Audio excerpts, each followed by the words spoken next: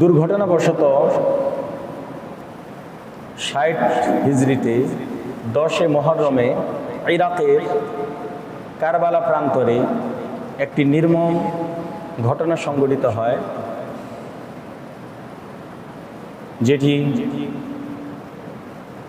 যেই ঘটনাকে কেন্দ্র করে মানুষের মধ্যে বিভিন্ন বিভক্তি হয়েছে, দলাদলি হয়েছে, ফিতনা হয়েছে, অনেক শিরক বিদআত এই বিষয়কে কেন্দ্র করে চালু রয়েছে।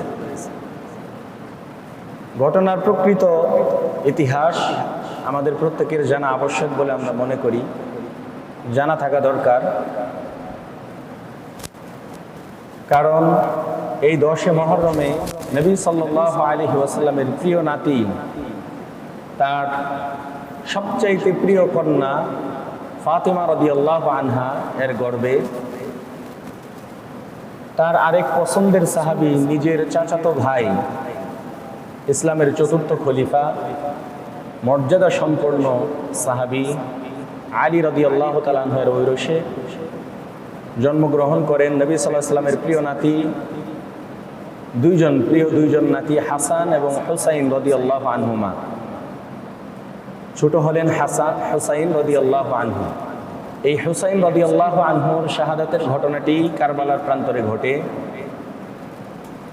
হাসান এবং হুসাইন রাদিয়াল্লাহু তাআলা আনহু তারা দুইজনই নবী সাল্লাল্লাহু আলাইহি ওয়াসাল্লামের অত্যন্ত প্রিয় ছিলেন। আল্লাহ নবী সাল্লাল্লাহু আলাইহি ওয়াসাল্লাম তাদেরকে খুবই মহব্বত করতেন, খুবই ভালোবাসতেন, এবং তারা দুইজনই দেখতে শুনতে অনেকটা নবী সাল্লাল্লাহু আলাইহি ওয়াসাল্লামের মতো ছিল।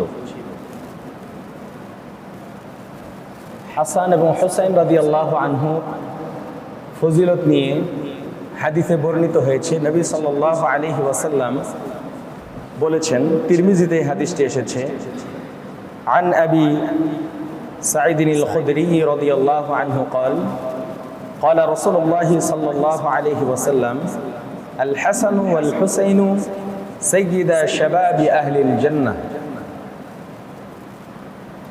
আবু সাঈদ আল-খুদরি রাদিয়াল্লাহু আনহু বলেন, নবী সাল্লাল্লাহু আলাইহি ওয়াসাল্লাম বলেছেন, হাসান এবং হুসাইন এরা দুইজন জান্নাতে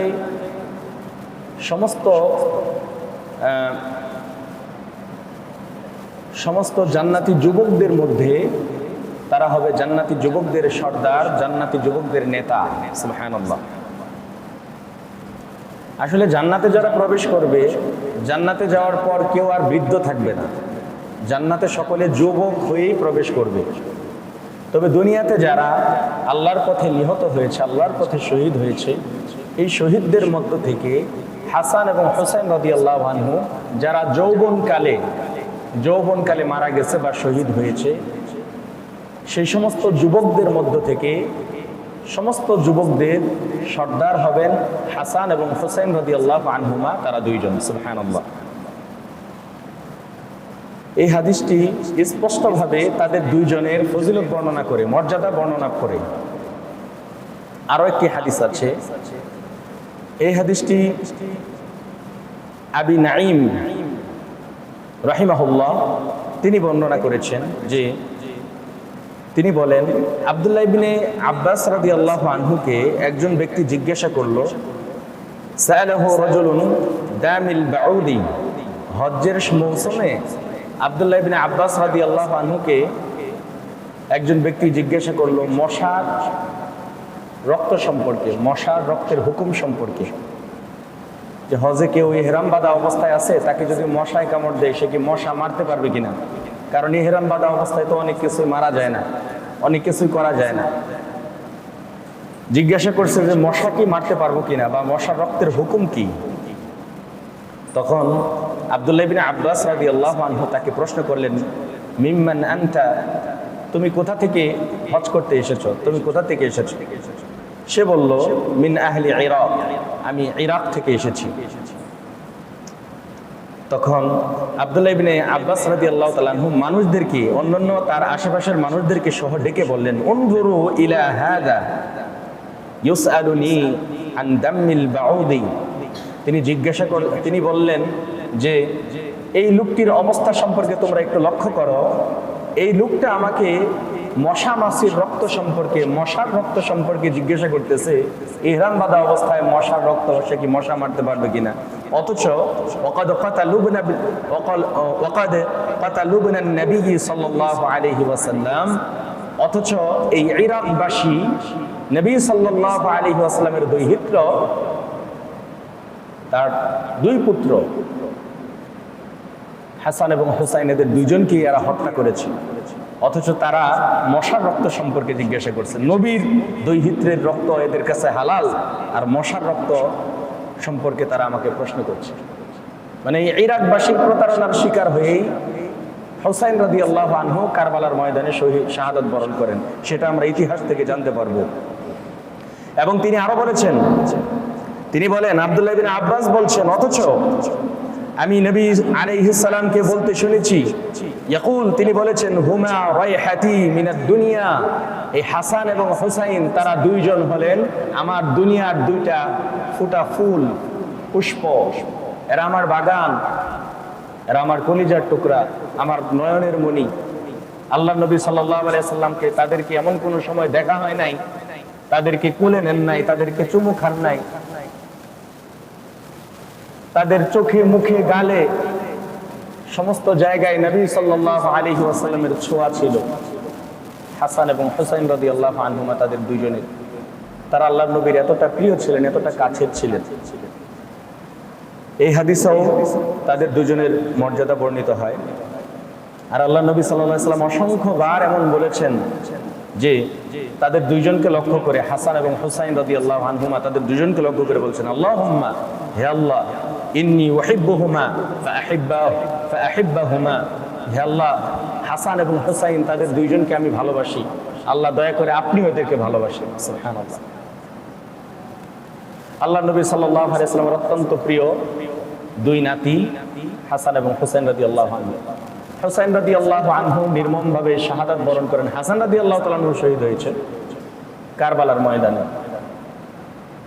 তবে কারবালার ময়দানে তার শাহাদাতের ঘটনাটি, এটি অত্যন্ত মর্মান্তিক, বেদনাদায়ক।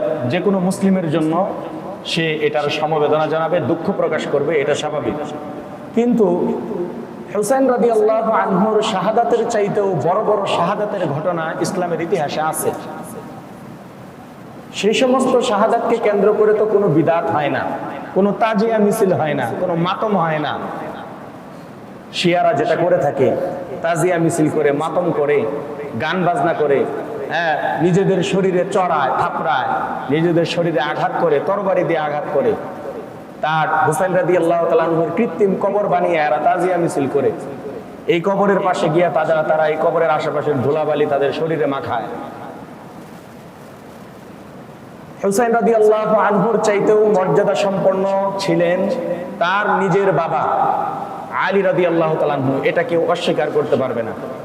হুসাইন রাদিয়াল্লাহু তাআলা আনহুর মর্যাদা বেশি না ইসলামের চতুর্থ খলিফা আলী রাদিয়াল্লাহু তাআলা আনহুর মর্যাদা বেশি? আলী রাদিয়াল্লাহু আনহুর মর্যাদা নিশ্চয়ই বেশি। তিনি ইসলামের চতুর্থ খলিফা এবং তিনিও কিন্তু স্বাভাবিক মৃত্যু বরণ করেন নাই। তিনিও শাহাদাত বরণ করেছেন কুফাবাসীদের দ্বারা, সেই একই জায়গায় ইরাকে কুফা নগরীতে। আলী রাদিয়াল্লাহু তাআলা আনহুর চাইতেও মর্যাদা সম্পন্ন হচ্ছেন আহলুস সুন্নাত ওয়াল জামাতের আকীদা অনুযায়ী, তাদের মতামত অনুযায়ী আলী রাদিয়াল্লাহু তাআলা আনহুর চাইতেও বেশি মর্যাদা সম্পন্ন হচ্ছেন উসমান রাদিয়াল্লাহু আনহু। তিনি ইসলামের তৃতীয় খলিফা। তাকেও কিন্তু নির্মমভাবে শাহাদাত বরণ করতে হয়েছে নিজ গৃহে চক্রান্তের শিকার হয়ে। তো তারটাও তো শাহাদাত ছিল। তার শাহাদাতকে কেন্দ্র করে তো কোনো ধরনের তাজিয়া মিছিল হয় না, কোনো কিছু হয় না। এরপরে তার চাইতেও ফজিলতপূর্ণ আর উসমান রাদিয়াল্লাহু তাআলা আনহুর চাইতেও বেশি ফজিলতপূর্ণ সাহাবী ছিলেন ওমর রাদিয়াল্লাহু আনহু। তিনি ইসলামের দ্বিতীয় খলিফা। সকলের সর্বসম্মতিক্রমেই ওমর রাদিয়াল্লাহু তাআলা আনহুর ফজিলত বেশি। আবু বকরের পরে এই উম্মতের ওমর রাদিয়াল্লাহু তাআলা আনহুর ফজিলত। ওমর রাদিয়াল্লাহু তাআলা আনহু নির্মমভাবে মসজিদে নববীর মধ্যে নামাজরত অবস্থায় ছুরিকাঘাতের মাধ্যমে তিনি নির্মমভাবে শাহাদাত বরণ করেছেন। তো তার শাহাদাতকে কেন্দ্র করে তো কোনো তাজিয়া মিছিল হয় না, কোনো মাতম হয় না। কেন হুসাইন রাদিয়াল্লাহু আনহুর শাহাদাতের ঘটনার চাইতে কি এই ঘটনাগুলি বড় নয়? যদি ইসলামে জন্মদিন মৃত্যু দিবস পালন করা যদি জায়েজ হইতো, সুখ পালন করা যদি ভালো হইতো, জায়েজ হইতো, তাহলে তো সবচাইতে বড় সুখ এদের প্রত্যেকের শাহাদাতকে কেন্দ্র করে সুখের দিন থাকতো, ঠিক কিনা? কি বলেন, বুঝছেন কিনা? আল্লাহর নবী সাল্লাল্লাহু আলাইহি সাল্লাম এদের সবার চাইতে বেশি ফজিলতপূর্ণ। আল্লাহর নবীর তুলনা কারোর সঙ্গে হয় না। তিনি উম্মতের মধ্যেও শ্রেষ্ঠ, তিনি অন্যান্য নবীদের মধ্যেও শ্রেষ্ঠ। তার আগে যত নবী গেছেন তাদের সবার মধ্যে তিনি শ্রেষ্ঠ। আল্লাহর নবী সাল্লাল্লাহু আলাইহি সাল্লামের মৃত্যু তো আমাদের জন্য কষ্টদায়ক, যন্ত্রণাদায়ক, তার বিদায়ও তো আমাদের জন্য কষ্টদায়ক। তো তার মৃত্যুতে তো আমরা শোক পালন করি না, আল্লাহর নবীর মৃত্যু দিবস পালন করা হয়। তাহলে হুসাইন রাদিয়াল্লাহু তাআলা আনহুর এই কারবালার ময়দানের ওই দুর্ঘটনাটাকে কেন্দ্র করে কেন মৃত্যু দিবস পালন করা হয়? এর মূল ইতিহাসটা আসলে এটা একটা চক্রান্ত, উম্মার মধ্যে বিভক্তি আনা এবং এই উম্মতকে বিভক্ত করা, শিরক বিদআতে লিপ্ত করার একটা চক্রান্ত। কারবালার প্রকৃত ইতিহাস কি? ইতিহাস প্রত্যেকটা মুসলমানের জানা থাকা দরকার। সংক্ষিপ্ত আকারে বলবো, কারবালার ময়দানে আসলে কি ঘটেছিল, কারবালাটা কেন সংগঠিত হয়েছিল।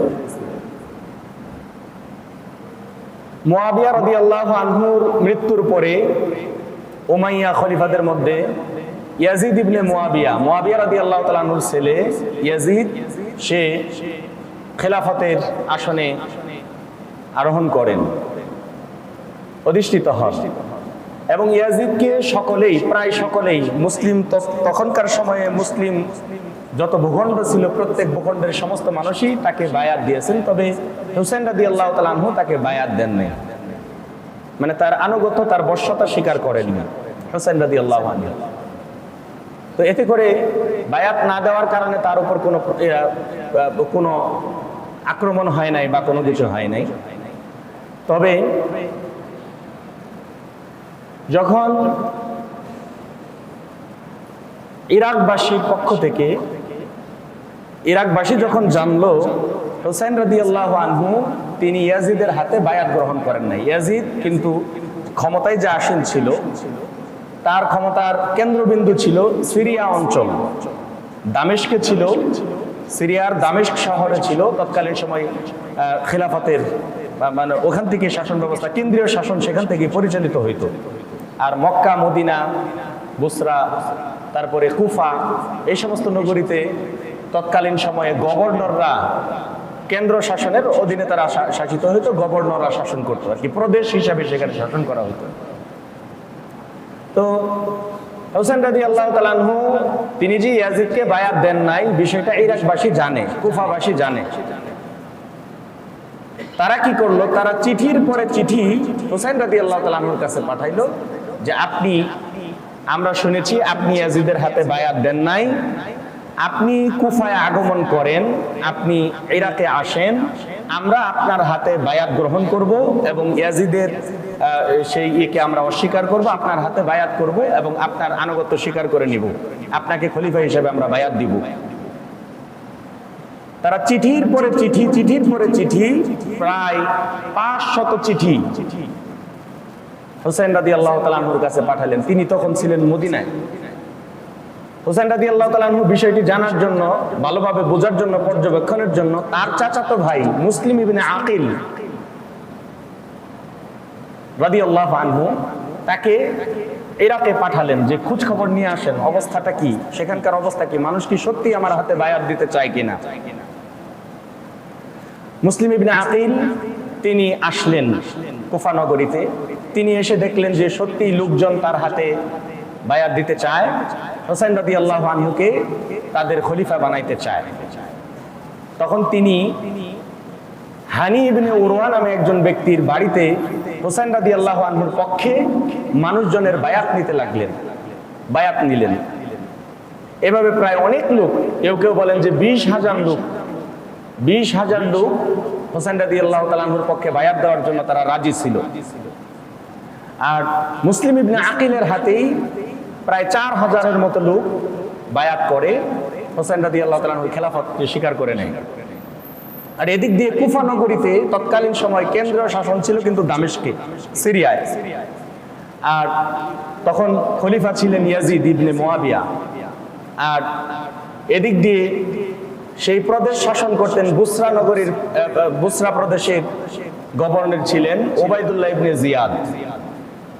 ওবায়দুল্লাহ ইবনে জিয়াদকে তখন ইয়াজিদ কি করলো, ইয়াজিদ কুফা নগরীর সহ গভর্নর বানিয়ে দিলেন। সে কুফা নগরীতেও থাকতো, আবার বুসরাতেও থাকতো। কুফাতে ওবায়দুল্লাহ ইবনে জিয়াদ কে এদিক দিয়ে ইয়াজিদ চিঠি লিখলো যে আমার কাছে খবর এসেছে হুসাইনের পক্ষে বায়াত নেওয়া হচ্ছে, যে করেই হোক তুমি মানুষদেরকে ঠেকাও, মানুষদেরকে যে কোনো ভাবে হুসাইনের কাছে বায়াত দেওয়া থেকে বিরত রাখো। এই কথা ইয়াজিদ দামেস্ক থেকে চিঠির মাধ্যমে বলে দিয়েছে কাকে? ওবায়দুল্লাহ ইবনে জিয়াদকে। এদিক দিয়ে ওবায়দুল্লাহ ইবনে জিয়াদ তার প্রাসাদে, তার গভর্নর প্রাসাদে অবস্থান করছে। এমত অবস্থায় মুসলিম ইবনে আকিল রাদিয়াল্লাহু আনহু হুসাইনের পক্ষে যে সমস্ত লোকদের কাছ থেকে বায়াত নিয়েছেন, সেই 4000 লোককে নিয়ে গভর্নর ওবায়দুল্লাহ ইবনে জিয়াদের প্রাসাদকে ঘেরাও করেছে। ওইখানে দাঁড়াইছে, দাঁড়িয়ে তার পদত্যাগ দাবি করছে। ওবায়দুল্লাহ ইবনে জিয়াদ সে খুব বাগ্মী বক্তা ছিল, খুব সুন্দর ওয়াজ করতে পারত, বক্তৃতা করতে পারত। সে দাঁড়ায়া তাকে ওই 4000 লোককে সম্বন্ধ করে ইয়াজিদের সৈন্য সামন্তের ভয় দেখাইলো এবং তাদের এই বিদ্রোহের কারণে তাদের শাস্তি কি হইতে পারে, তাদেরকে কি করা হবে, এই বিদ্রোহ দমনে সে কেমন কঠোর হতে পারে, এই সমস্ত কথা যখন সে বলল, দ্বিপ্রহরের সময় গভর্নরের বাসা ঘেরাও করা হলো। সন্ধ্যা লাগতে লাগতেই দেখা গেল 4000 মানুষ সেখানে মুসলিম ইবনে আকিলের সঙ্গে গেল। সন্ধ্যা লাগতে লাগতে দেখা গেল মাত্র 3 জন লোক সেখানে রইল মুসলিম ইবনে আকিলের সাথে। আর ভয়ের চোটে বাকি সমস্ত কুফাবাসী সমস্ত লোক মুসলিম ইবনে আকিলকে পরিত্যাগ করে সেখান থেকে চলে গেল। মানে ওবায়দুল্লাহ ইবনে জিয়াদ যখন তাদেরকে হুমকি দামকি দিল, ভয় দেখাইলো, তারা চলে গেল। এদিক দিয়ে মুসলিম ইবনে আকিল মাত্র 3 জন সাথী নিয়ে ওইখানে দাঁড়ায় আছে। তাকে পাকড়াও করা হলো, তাকে ধরা হলো। তার শাস্তি কি? তাকে শাস্তি দেওয়া হলো, মৃত্যুদণ্ড দেওয়া হবে। এখন তার মৃত্যুদণ্ড কার্যকর করা হবে। মুসলিম ইবনে আকিল বলছে, আমি তো ইমাম হুসাইনকে ভালো খবর দিয়েছি, সে তো অলরেডি মনে হয় রওনা দিয়ে দিয়েছে, তাহলে আমাকে একটা চিঠি লেখার সুযোগ দাও, আমি হুসাইন রাদিয়াল্লাহু আনহুকে একটা চিঠি লিখি। তিনি চিঠিতে লিখলেন এবং হুসাইন রাদিয়াল্লাহু আনহুকে তিনি আসতে না করলেন চিঠির মাধ্যমে, যে কুফাবাসী প্রতারণা করেছে, তারা আপনার যে বায়াত আপনার পক্ষে দিয়েছে, তারা তাদের বায়াত ভঙ্গ করেছে, তারা আপনার সঙ্গে প্রতারণা করেছে, আমার সঙ্গেও তারা প্রতারণা করেছে, এখানে আসা আপনার জন্য কোনোভাবেই উচিত হবে না। তিনি এই চিঠিতে লিখে দিলেন। কিন্তু তাকে মৃত্যুদণ্ড দেওয়া হলো 9 জিলহজ 59 হিজরি। তো এদিক দিয়ে 8 জিলহজ হুসাইন রাদিয়াল্লাহু আনহু মদিনা থেকে কুফার উদ্দেশ্যে রওনা দিয়ে দিয়েছেন। কারণ আগেই তো মুসলিম ইবনে আকিল ভালো সংবাদ দিয়ে তার চিঠির উত্তর দিয়েছেন। তিনি চিঠি দিয়েছেন যে আপনি চলে আসেন, হ্যাঁ কুফার অবস্থা ভালো, এখানকার লোকজন আপনাকে বায়াত দিতে চায়।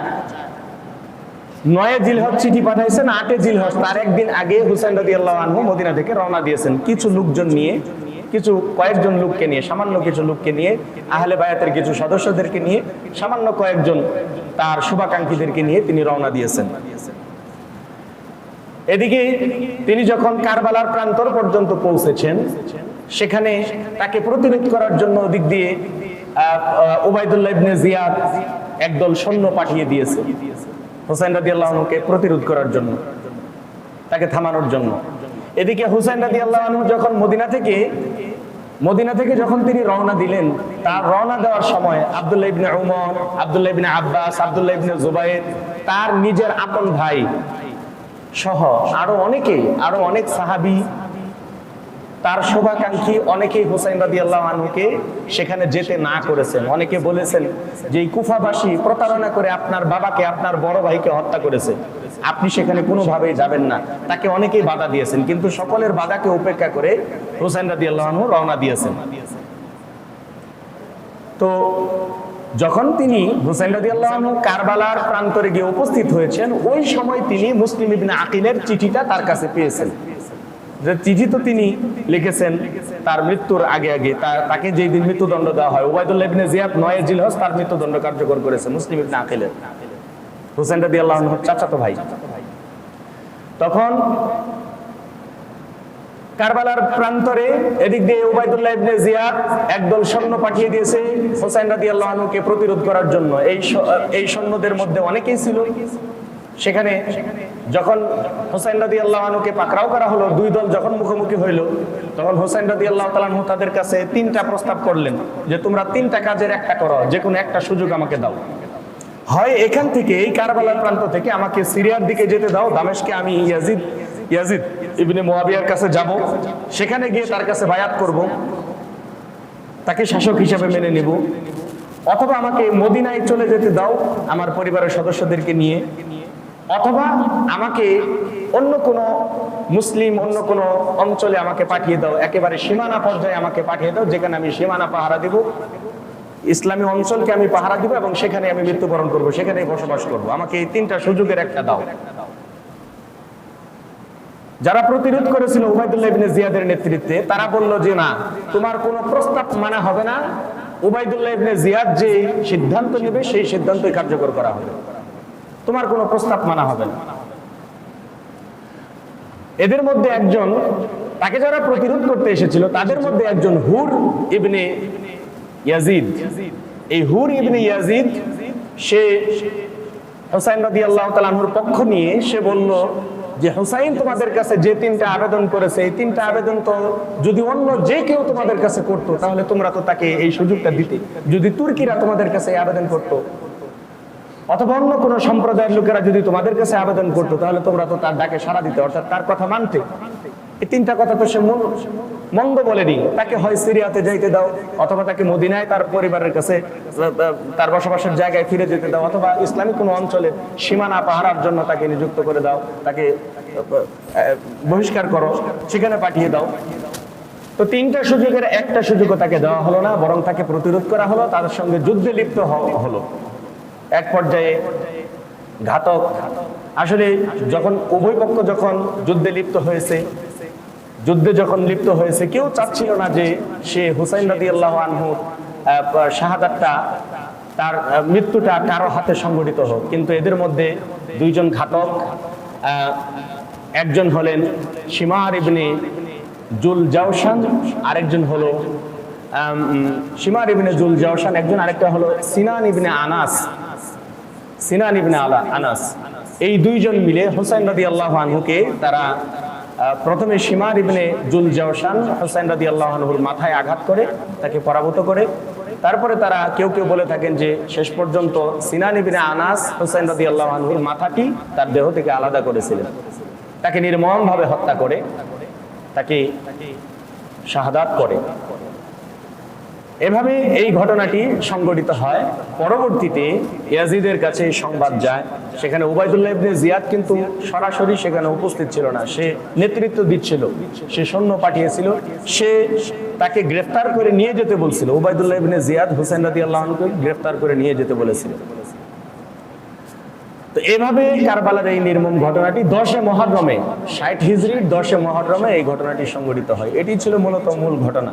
আসলে হুসাইন রাদিয়াল্লাহু তাআলা আনহুর এই হত্যাকাণ্ডে সরাসরি আমরা যে বলি কে হুসাইনকে হত্যা করছে, ইয়াজিদ হুসাইনকে হত্যা করছে। ইয়াজিদ কি সরাসরি হুসাইন রাদিয়াল্লাহু আনহুকে শহীদ করেছে, হত্যা করেছে? না।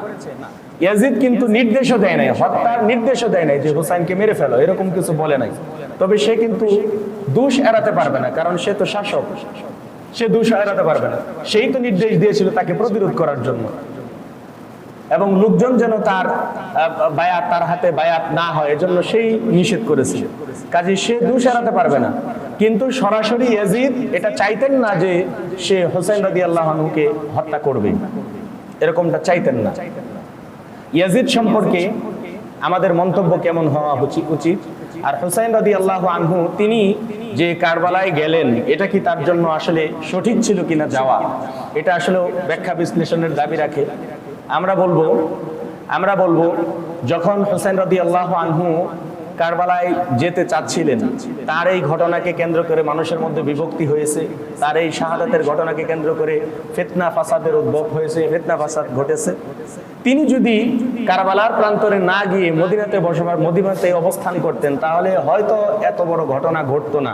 কিন্তু আসলে আল্লাহ তকদিরের মধ্যে যে এটা লিপিবদ্ধ করে রাখছেন, এটা তো কেউ রদ করতে পারবে না, এটা তো পরিবর্তন করতে পারবে না, এটা তো কেউ পরিবর্তন করতে পারবে না। আল্লাহ ওভাবে তার মৃত্যুকে, তার শহীদ মৃত্যু লিখে রেখেছেন। তিনি সেখানে ওইভাবে শহীদ হবেন। তিনি সহ সেখানে নবী পরিবারের আরো অনেক সদস্য, আহলে বায়াতের অনেক সদস্য, তারা সেই কারবালার প্রান্তরে তারা সেখানে নিহত হন।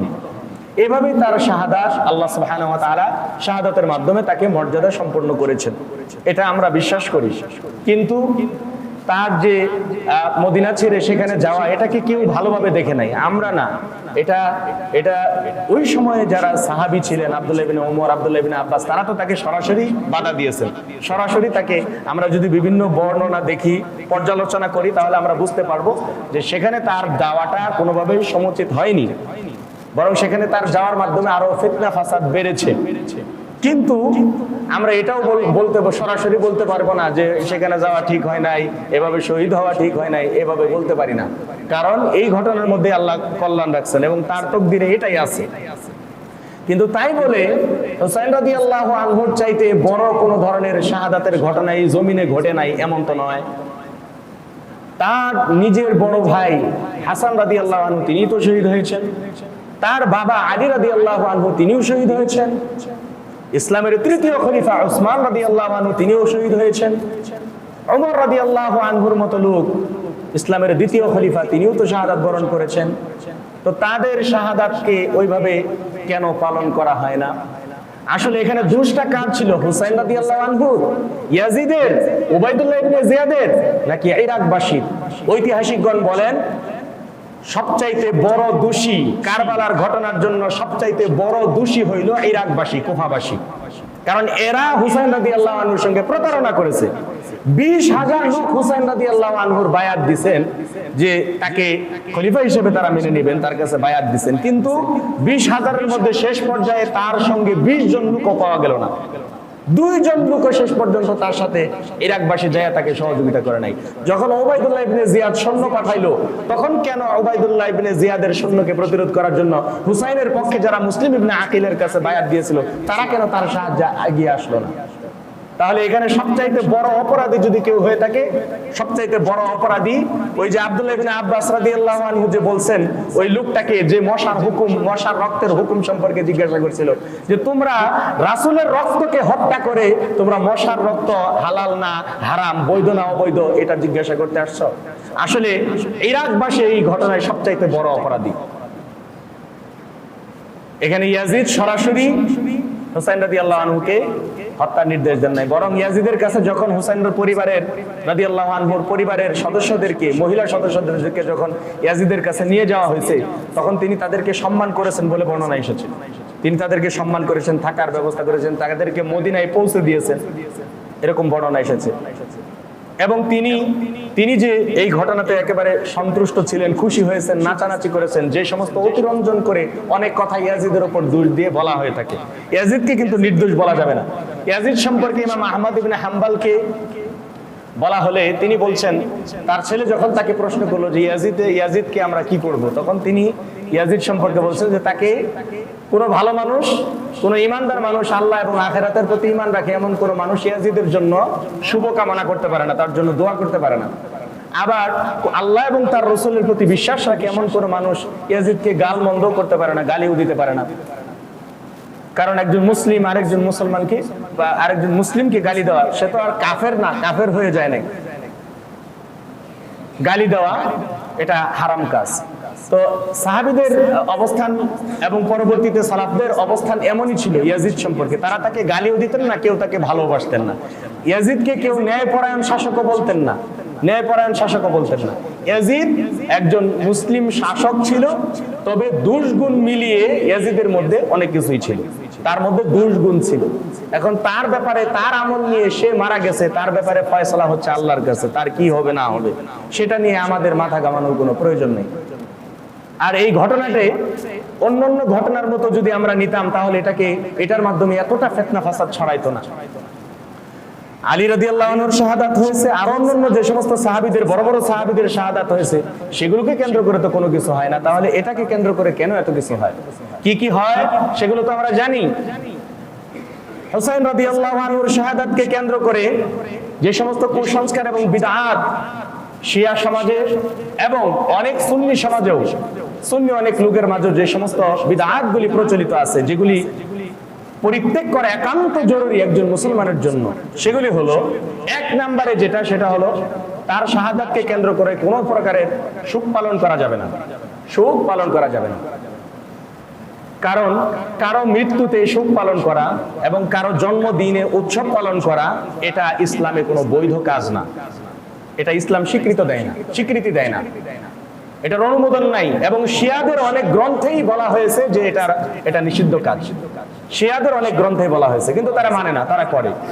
গ্রন্থে থাকলে কি হবে, আমলে নাই। আয়েশা রাদিয়াল্লাহু আনহা বলেন এবং উম্মুল মুমিনিন দুইজনই, আয়েশা এবং হাফসা রাদিয়াল্লাহু আনহুমা, তারা দুইজন বর্ণনা করেন যে আন্না রাসূলুল্লাহ সাল্লাল্লাহু আলাইহি ওয়াসাল্লাম قال, নবী সাল্লাল্লাহু আলাইহি ওয়াসাল্লাম বলেছেন, লা ইয়াহিল্লু লিইমরাআতিন তুমিনু বিল্লাহি ওয়াল ইয়াউমিল আখির, কোন মহিলা যে আল্লাহ এবং পরকালের প্রতি ঈমান রাখে, বিশ্বাস রাখে, যে নিজেকে মুমিন মুমিনা বলে বিশ্বাস করে, দাবি করে, আন তুহিদ্দা আলা মাইয়িতিন ফাওকা সালাসি লায়ালিন, এমন কোন মহিলার জন্য কারো মৃত্যুতে, বাবা হোক ভাই হোক, বাবা হোক ভাই হোক অথবা নিকট আত্মীয় যে কেউ হোক না কেন, কারো মৃত্যুতে একজন ঈমানদার মহিলার জন্য 3 দিনের বেশি শোক পালন করা জায়েজ নয়, শোক পালন করা যাবে না 3 দিনের বেশি। কিন্তু ইল্লা আলা যাওজিন আরবাআতা আশহুরি ওয়া আশরা, কিন্তু যদি কোনো মহিলার স্বামী মারা যায় তাহলে সে 4 মাস তার জন্য শোক পালন করবে, 4 মাস শোক পালন করবে। তাহলে একজন মহিলা কারো মৃত্যুতে 3 দিনের বেশি শোক পালন করতে পারে না। তাহলে এই যে যুগ যুগ হয়ে গেছে, বছরকে বছর 1600-1400 বছর প্রায় চলে গেছে, 1400 বছর পরে হুসাইন রাদিয়াল্লাহু তাআলা আনহু শাহাদাতকে কেন্দ্র করে শোক পালন করা, এটা কি কোনো মুসলমানের জন্য বৈধ কোনো কাজ?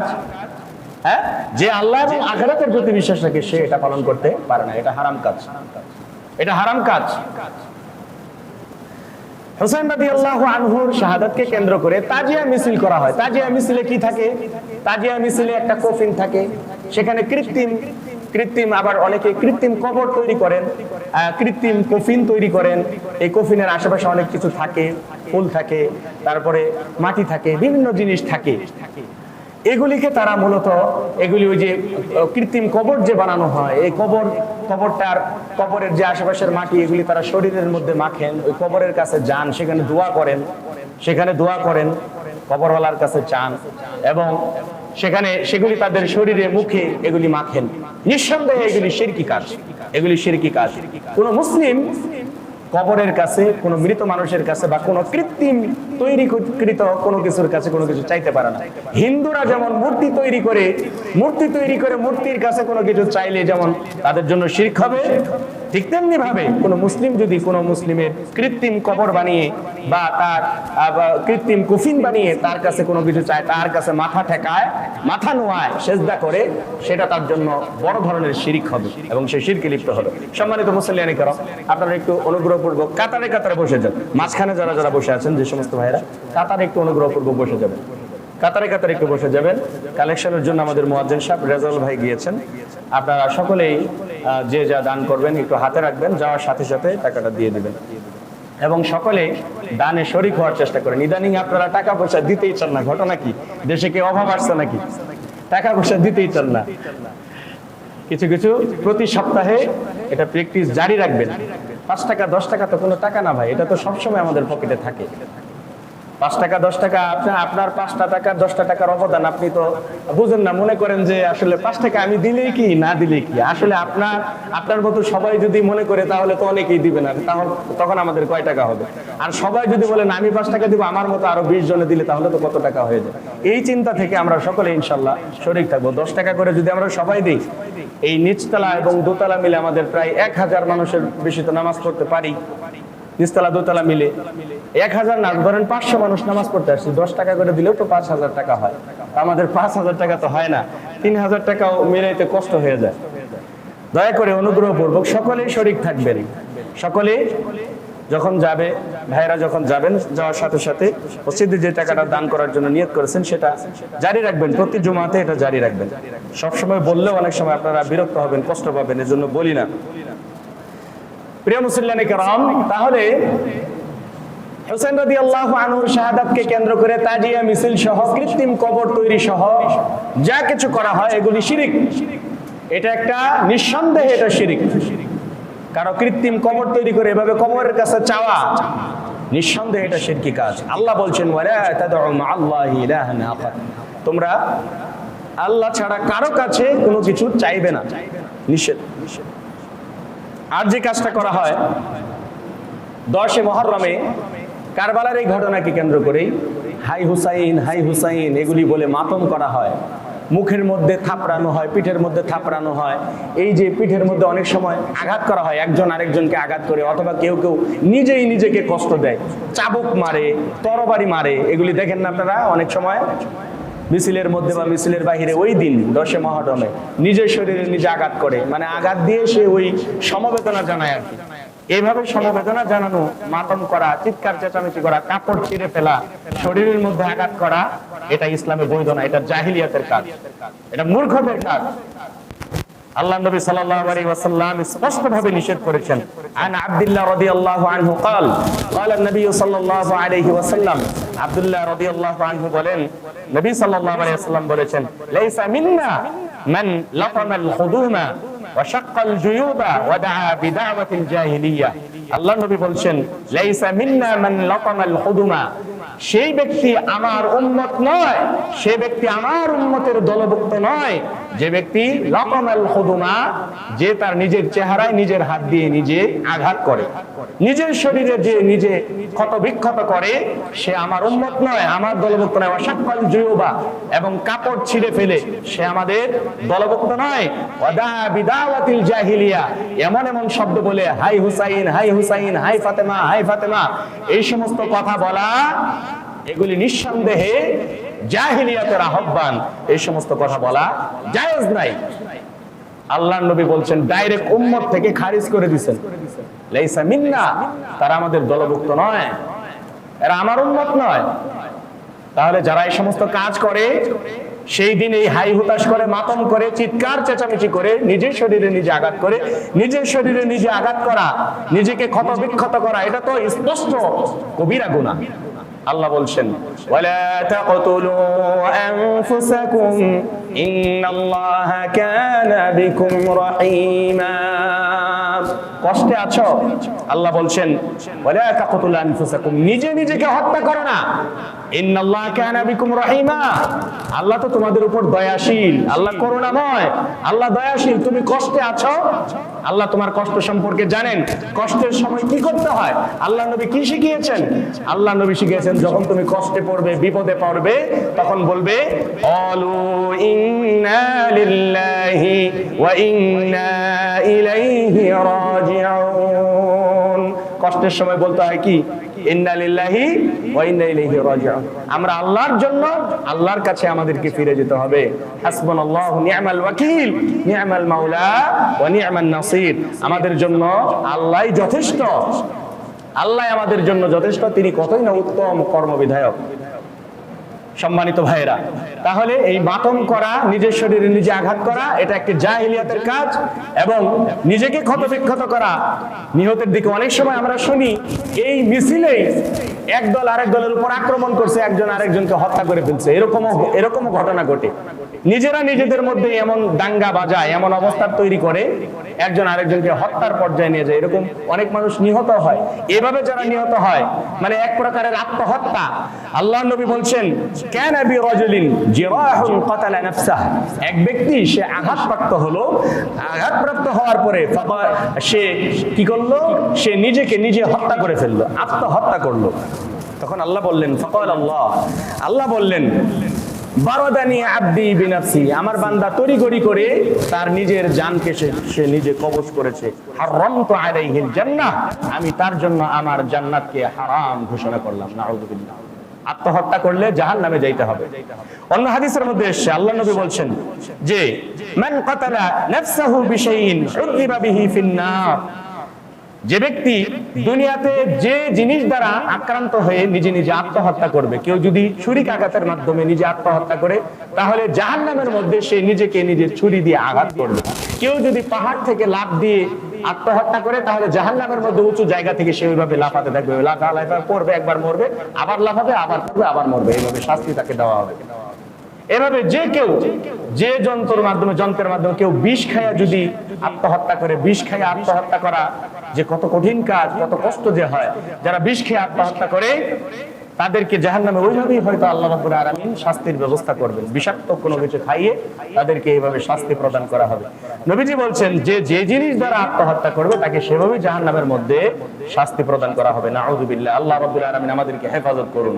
তাহলে যারা এই সমস্ত কাজ করে, নিজেরা নিজেদেরকে আঘাত করে, নিজে নিজে ক্ষত বিক্ষত হয়, সমবেদনা জানানোর জন্য শুধু, নিঃসন্দেহে তারা ভুলের মধ্যে নিমজ্জিত রয়েছে। এই কাজ করা কোনো মুসলমানের জন্য বৈধ না, উচিত না। আর যেটা করা হয়, এই আমাদের দেশে আর কিছু না হোক, ভালো কোনো জিনিস তো আমরা প্রমোট করতে পারি নাই, ভালো কোনো জিনিস পারি নাই। এই যে 10 মুহররমে কিন্তু মুহররমের ছুটি কিন্তু আমাদের আছে, সরকারি ছুটি। যতগুলা বিদআতি দিন আছে, ওই যে মিলাদুন নবী সম্পর্কেও সরকারি, মিলাদুন নবীর দিনেও সরকারি ছুটি আছে, অথচ ওই তারিখই কিন্তু ঠিক নেই যে ওই দিন আল্লাহর নবী সত্যি জন্মগ্রহণ করেছেন কিনা।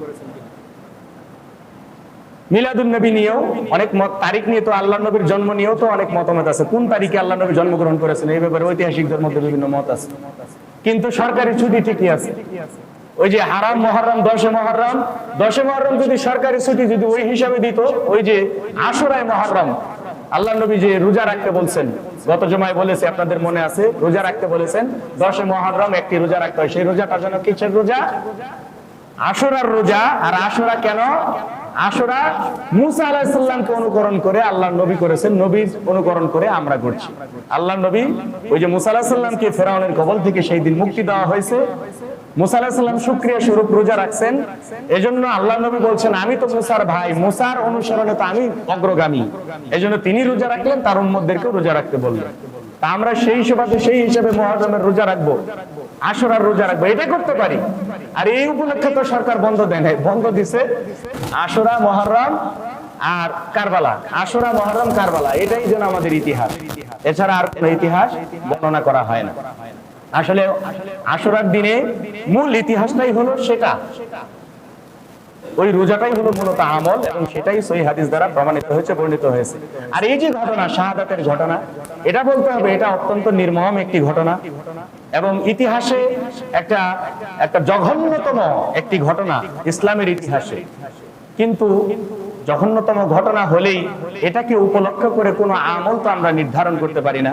যেমনটা শিয়ারা করে, শিয়ারা তো বলে যে ওই যে আশুরার রোজা রাখতে হয়। তারা বলে যে আশুরায় যে রোজা রাখবে সে ওই যে বক্র অন্তর নিয়ে কিয়ামতের মাঠে উপস্থিত হবে। যে ব্যক্তি ওই দিন রোজা রাখবে, 10 মুহররম যে রোজা রাখবে, সে নবী বিদ্বেষী, হুসাইন বিদ্বেষী, আহলে বায়াত বিদ্বেষী, সে বক্র অন্তর নিয়ে কিয়ামতের দিন উপস্থিত হবে। এইরকম ফতোয়া তারা দিয়ে থাকে। অথচ আশুরার দিন মূল আমলটাই হলো সিয়াম। আর কারবালাকে উপলক্ষ করে, হুসাইন রাদিয়াল্লাহু আনহুর শাহাদাতকে উপলক্ষ করে যদি কোনো কিছু করা হয় সেটা সম্পূর্ণ অবৈধ। কারণ সেই শরিয়াত পরিপূর্ণ হয়েছে হুসাইন রাদিয়াল্লাহু আনহু এর শাহাদাতের কমপক্ষে কত বছর আগে? 50, কমপক্ষে 50 বছর আগে। আল্লাহর নবী ইন্তেকাল করেছেন 10 হিজরিতে, তাহলে আরো 50 বছর আগে নবী সাল্লাল্লাহু আলাইহি ওয়াসাল্লাম ইন্তেকাল করেছেন। তার ইন্তেকালের মাধ্যমে এই ইসলাম, আল-ইয়াউমা আকমালতু লাকুম দীনাকুম ওয়া আতমামতু আলাইকুম নি'মাতি ওয়া রাদিতু লাকুমুল ইসলাম দীনা। আল্লাহ বলেন আজকে তোমাদের দ্বীনকে আমি পরিপূর্ণ করে দিলাম। তো দ্বীন তো আগেই পূর্ণ হয়েছে, এখন তো নতুন করে আর আমল তৈরি করার কোনো সুযোগ নেই। আর এটা এই উদযাপনটা, 10 মুহররমের এই উদযাপনটাও শুরু হয়েছে 352 হিজরিতে। 352 হিজরিতে সর্বপ্রথম এটা পালিত হয়েছে, সর্বপ্রথম 352 হয়েছে। তার মানে আল্লাহ নবীর মৃত্যুর প্রায় 350 বছর পরে, প্রায় 350 বছর পরে এই বিদআতটা চালু হয়েছে। এই কারবালার ঘটনাকে কেন্দ্র করে এই সমস্ত সরকারি ছুটিও তখন দেওয়া হয়েছিল।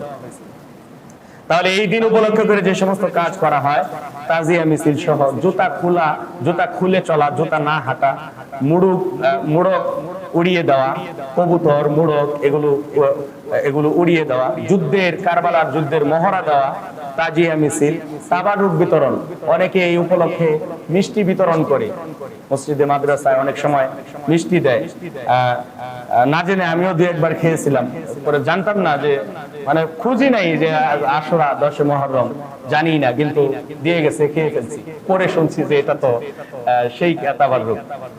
তো যাই হোক, অনেকে তাবারুক বিতরণ করে, বিবাহ শাদী না করতে বলে, যে এইটা হচ্ছে সুখের মাস, এই মাসে বিবাহ শাদী করা যাবে না, এরকম কোনো বিধান ইসলামে নাজিল হয়নি। আগেই বলছি, ইসলাম পরিপূর্ণ হয়েছে আরো 50 বছর আগে। তারপরে অনেক মিথ্যা কিচ্ছা কাহিনী, এগুলো তো বলাই হয়। ওই যে একটা গান তো আপনারা শুনি, ফাতেমা রাদিয়াল্লাহু তাআলা আনহা নাকি কেঁদে কেঁদে বলছেন যে আমার কলিজার টুকরা হুসাইন কারবালার ময়দানে শহীদ হচ্ছে। আল্লাহ ডেকে বলতেছে, জিবরাইল যাও গিয়ে ফাতেমাকে বাতাস করো, ফাতেমাকে গিয়ে বাতাস করো। ফাতেমা রাদিয়াল্লাহু তাআলা আনহা আরো 40 বছর আগে, 45 বছর আগে মারা গেছে। আল্লাহর নবীর মৃত্যু 50 বছর আগে মারা গেছে। আল্লাহর নবীর মৃত্যুর 6 মাস পরে ফাতেমা রাদিয়াল্লাহু আনহা মারা গেছে। তাহলে তিনি কিভাবে তার 50 বছর পরের ঘটনা, কারবালার ঘটনায় তিনি কিভাবে কেঁদে কেঁদে বলেন যে এগুলো? ওই যে বিষাদ সিন্ধু নামে একটা গল্প আছে, বাংলা গল্প। ওই গল্পের মাধ্যমে এরকম কিছু মিথ্যা কিচ্ছা কাহিনী দিয়ে এটাকে একটা অতিরঞ্জন করা হয়েছে, কিচ্ছা কাহিনী দিয়ে সাজানো হয়েছে। মূল ঘটনাটা ওইটাই, যেটা আমরা আপনাদের কাছে বর্ণনা করব। আল্লাহ সুবহানাহু ওয়া তাআলা কারবালাকে উপলক্ষ করে যত ধরনের বিদআত কুসংস্কার আমাদের সমাজে চালু আছে, আমাদের প্রত্যেককে সে সমস্ত বিদআত কুসংস্কার, শিরক থেকে হেফাজত করুন, সবাই বলি আমিন। এবং কারবালার সঠিক ইতিহাস আমাদেরকে উপলব্ধি করার তৌফিক দান করুন। হুসাইন রাদিয়াল্লাহু তাআলা আনহুর এই শাহাদাত থেকে যে শিক্ষাটা আমরা নিতে পারি, যে সেটা হলো দিনের বিজয়ের জন্য নিজেকে স্যাক্রিফাইস করে দেওয়া, নিজের আত্মত্যাগ করা, শাহাদাত অর্জন করা, এই সমস্ত যে সমস্ত শিক্ষাগুলি আছে এগুলি আমরা নিতে পারি। আল্লাহ সুবহানাহু ওয়া তাআলা আমাদেরকে সেই সমস্ত শিক্ষাগুলি যেগুলি আমাদের জন্য উপকার, সেগুলি আমাদেরকে নেওয়ার তৌফিক দান করুন। এবং ইতিহাসের এই জঘন্যতম ঘটনার আমরা সমবেদনা জানাই, দুঃখ প্রকাশ করি, এবং এর জন্য এটার সম্পূর্ণ এটা তকদীরের বিষয় আমরা আল্লাহর উপর ন্যস্ত করতে চাই। যারা এই নিকৃষ্ট ঘটনার সঙ্গে জড়িত, যারা এই হত্যাকাণ্ডের সঙ্গে জড়িত, আল্লাহ সুবহানাহু ওয়া তাআলা তাদের কাউকে মাফ না করুন, তাদেরকে ডাবল শাস্তি আল্লাহ রাব্বুল আলামিন প্রদান করুন। এবং আল্লাহ সুবহানাহু ওয়া তাআলা হুসাইন রাদিয়াল্লাহু তাআলা আনহুর এই শাহাদাতকে কবুল ও মঞ্জুর করে নিন, তাকে জান্নাতে উত্তম মাকাম দান করুন। আমিন। ওয়া সাল্লাল্লাহু তাআলা আলা খায়রি খালকিহি ওয়া আলা আলিহি ওয়া সাহবিহি আজমাইন।